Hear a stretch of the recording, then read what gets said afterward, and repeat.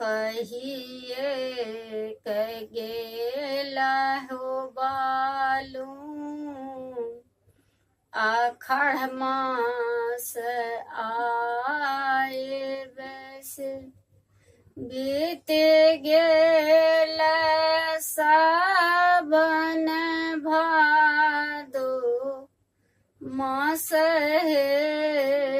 सखी गलो काज लोक हे सखे बेजुली जे छिटकही सह देखी जियारा डेराई है सखी घर के पश्चिम एक के था के घर बसे उनके हाथ चिट्ठिया लिखे हे सखी कात कात लिखी रे के था ओचती ओ मीनती माझठा मधानी के वियोग है सखी घर के दक्षिण एक हजमा के घर बस उनके हाथ चिट्ठिया भेजब हे सखी जही ठाम देखी रे हजमा 10 5 लोकवा तही ठाम चिट्ठिया छापबे हे सखी जही ठाम देखी रे हजमा ससुर भसुर जी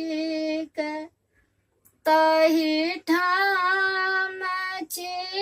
चिट्ठिया नू के हे सखी जही ठाम देखी रे हजमा ऐसे कर बालूम जी के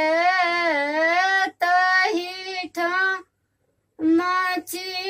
चिट्ठिया पढ़बे हे सखी चिट्ठिया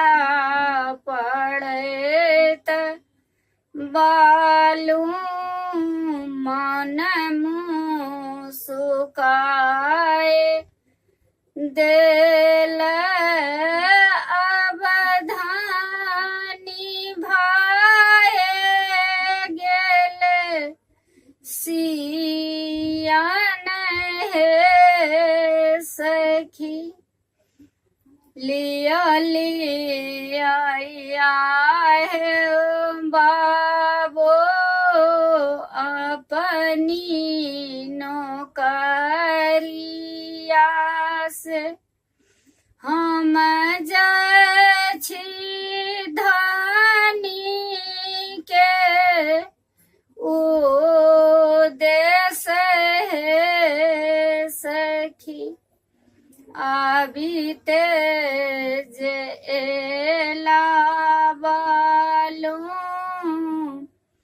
ओ खेती में ठाड़ भेला कहो धानी आपन कुशल है सखी आबिते जेला बालू मुख लागे ठाड़ भेला खोलू धानी वज्र के बाड़ है सखी नहीं खोलबे आहो बालू वज्र के बाड़िया से आंचला सुतल नंद लाल है सखी हम हूँ त छलिया है बालू देश रे विदेश में किने कर जनमल नंद लाल है सखी घर ही में छल है बालू छोट का दिया रवा तीन कर जनमल नंद लाल है सखी खोलू खोलू आहे धानी वज्र के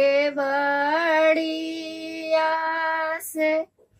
जहरा